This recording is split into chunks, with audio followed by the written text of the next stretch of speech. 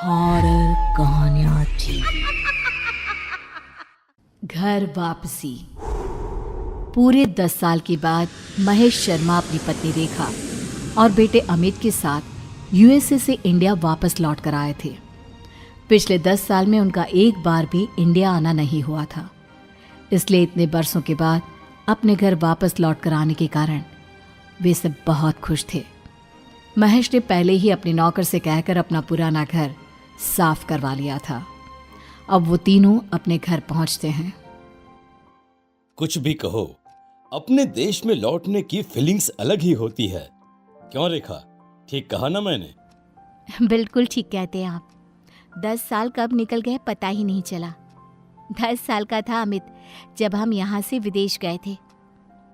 Mummy papa, जब मैं यहाँ से गया था तो मेरे बहुत सारे दोस्त थे, आसपास के घरों के कॉलोनी वाले। अब तक तो वो सब भी कितने बड़े हो गए होंगे, पता नहीं अब यहाँ रहते भी होंगे या नहीं। वो पिंकी याद है? बचपन में पूरा समय अमित के साथ ही खेलती रहती थी। कितनी प्यारी बच्ची थी। कौन? वो अपने गुप्ता जी की बेटी? हाँ वही। गुप्ता जी अभी भी इसी मोहल्ले में रहते हैं? देख लेना, हमारे आने की खबर सुनकर दौड़ कर चले आएंगे। मम्मी पापा, आप लोग बातें करिए, मैं अपने कमरे में सोने जा रहा हूँ। मुझे कुछ देर आराम करना है। अमित अपने कमरे में जाता है और आराम से बेड पर लेट जाता है, लेकिन जैसे ही उसने अपनी आंखें बंद की उसे लगा कि कमरे की खिड़की के बाहर से किसी ने उसे आवाज दी। अमित, तुम लौट आए? मैं कब से तुम्हारा इंतजार कर रही थी। कौन है वहाँ पर? अगर कोई है तो प्लीज अंदर आ जाओ। अंदर आकर बात करते हैं ना।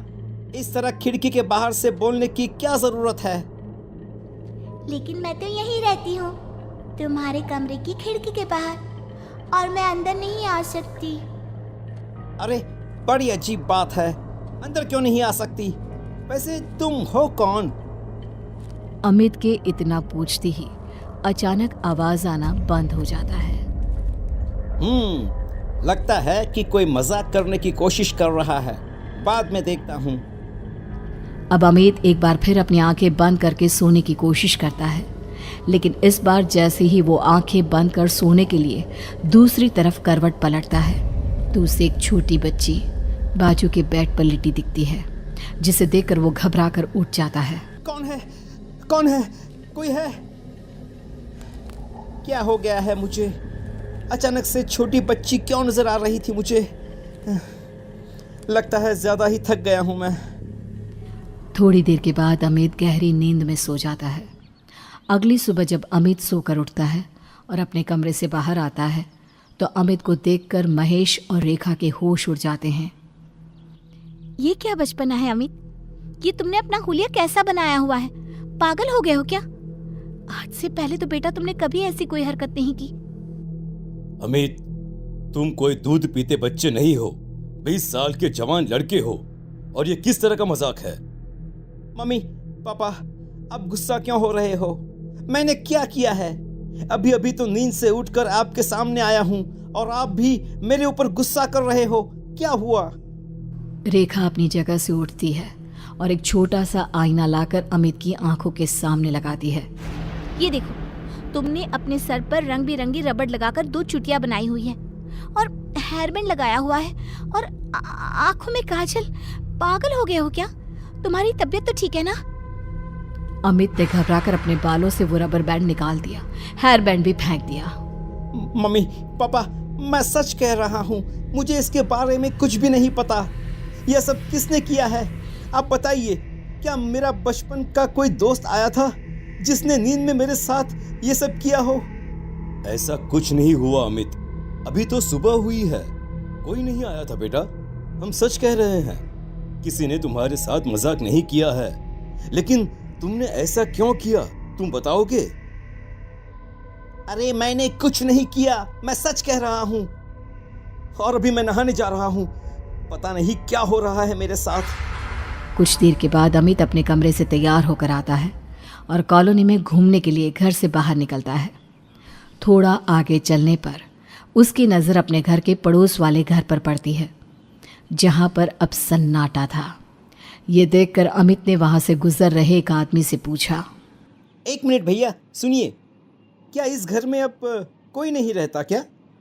हाँ बेटा, हम भी यहाँ पर 5 साल पहले ही आए हैं, तभी से इसे खाली ही देखा है। सुना है कि यहाँ रहने वाले लोग अचानक ही एक दिन घर छोड़कर चले गए। उनके बारे में इस कॉलोनी के लोगों को जरा अजीब अजीब बातें करते हुए देखा है। अजीब अजीब बातें मतलब क्या? बेटा, किसी से कहना मत, वो क्या है ना, मोहल्ले की बात है। लोगों को पता चला तो बिना बात की बातें बनाएंगे। हाँ हाँ, मैं किसी से कुछ नहीं कहने वाला, लेकिन अब बताइए तो सही प्लीज। बेटा, सुना है इस घर में किसी की आत्मा का वास है। कई लोगों ने इस खाली घर से कभी कभी किसी की रोने की आवाज सुनी है। अब सच्चाई क्या है वो तो भगवान ही जाने। ओह, तो ये बात है। वैसे लोगों का क्या है, कुछ भी बातें बनाते हैं। पता नहीं कौन कौन सी अंधविश्वास भरी बातों में विश्वास रखते हैं लोग। थैंक यू भैया, थैंक यू। बताने के लिए आपका बहुत बहुत शुक्रिया। पूरा दिन शहर में घूमने के बाद अमित जब शाम को अपने घर पहुंचा तो खाना खाने के बाद सीधा अपने कमरे में चला गया। थोड़ी देर के बाद रेखा और महेश ने अमित को बाहर बुलाया, लेकिन अमित इस बार जैसे ही अपने कमरे से बाहर निकला तो रेखा के पैरों तले जमीन खिसक गई। उसने चिल्लाकर अपने बेटे अमित से पूछा, ये क्या बेहुदा मजाक है अमित? तुमने अपना हुलिया इस तरह से क्यों बिगाड़ा हुआ है? और ये गुलाबी फ्रॉक पहनने का क्या मतलब है? लगता है हमारे बेटे को कोई दिमागी परेशानी हो गई है। किसी ने इसके ऊपर कुछ कर दिया है रेखा। हमें इसे डॉक्टर के पास ले जाना चाहिए। अरे लेकिन अभी अभी बाजार से आया, तब तो बिल्कुल ठीक था, और इतनी सी देर में मेरे बच्चे को क्या हो गया? अमित एक छोटे बच्चे की तरह ताली बजा बजा कर हंसने लगता है और छोटे बच्चे की तरह ही बात करता है। मम्मा मुझे फ्रॉक पहनना बहुत अच्छा लगता है। आप मेरी 2 चोटी बना लो ना, और इस पे ना पिंक वाली रबड़ लगाना। बस करो अमित, बस। तुम क्या कर रहे हो? इस तरह का मजाक मत करो अपने मम्मी पापा के साथ। अरे अंकल, मैंने कहा मजाक किया, और वैसे भी मेरा नाम अमित नहीं, मेरा नाम तो चिंकी है, चिंकी। चिंकी का नाम सुनते ही रेखा और महेश पूरी तरह से घबरा गए। उन्हें विश्वास नहीं हो रहा था कि उनका बेटा चिंकी का नाम लेकर उसकी तरह क्यों बिहेव कर रहा है, क्योंकि चिंकी की मौत हुए तो 10 साल से भी ज्यादा समय बीत चुका है। रेखा और महेश ने किसी तरह अमित को सुला दिया, लेकिन रात को अचानक अमित के कमरे से किसी की डरावनी आवाज आने लगी। लौट आई हूँ मैं, लौट आई हूँ, और अब यहीं रहूँगी तुम्हारे घर में, क्योंकि यहीं पर मेरी जिंदगी खत्म हो गई थी। तुम तो इतने जवान हो गए, लेकिन मैं तो छोटी सी रह गई ना। मैं चिंकी हूँ, मुझे फ्रॉक पहनना बहुत पसंद है। महेश और रेखा ने घबराकर अमित के कमरे का दरवाजा खोला तो वो दोनों हक्के बक्के रह गए। वहां एक 3 साल की बच्ची का साया पूरे कमरे में घूम रहा था। उसकी आवाज बिल्कुल अमित के जैसी थी और अमित की आवाज एक छोटी सी बच्ची के जैसी। मम्मी पापा, देखो चिंकी वापस लौट आई है। वो मेरी वजह से चली गई थी और अब वह वापस लौट आई है। देखो ना मम्मा, चिंकी को आइसक्रीम खाना बहुत पसंद है, उसको आइसक्रीम खानी है। आइसक्रीम लेकर आओ ना उसके लिए। अब तुम हमेशा मेरे साथ ही रहना, तुम बहुत अच्छी हो। मुझे तुम्हें उस दिन उस खिड़की से धक्का नहीं देना चाहिए था। ये मैं क्या सुन रहा हूँ? आज से 10 साल पहले हमारे बेटे ने छोटी सी बच्ची चिंकी को धक्का दे दिया था। मुझे भी यही लग रहा है महेश, और शायद इसी वजह से उस बच्ची की आत्मा आज भी यहीं रहती है। इससे पहले कि रेखा और महेश कुछ करते, अमित बड़े ही अजीब ढंग से चलता हुआ घर से बाहर निकला और सीधा बाजू वाले खाली घर में चला गया। रेखा और महेश भी उसके पीछे पीछे गए। जहां पहुंचकर उन्होंने देखा कि वहां टूटे फूटे आधे जले हुए खिलौने पड़े हुए हैं। वहां पहुंचने के बाद अमित बड़े ही अजीब ढंग से घर के ठीक बीचों बीच जाकर बैठ गया, और तभी वहां पर 3 साल की छोटी सी चिंकी महेश, रेखा और अमित को नजर आने लगी।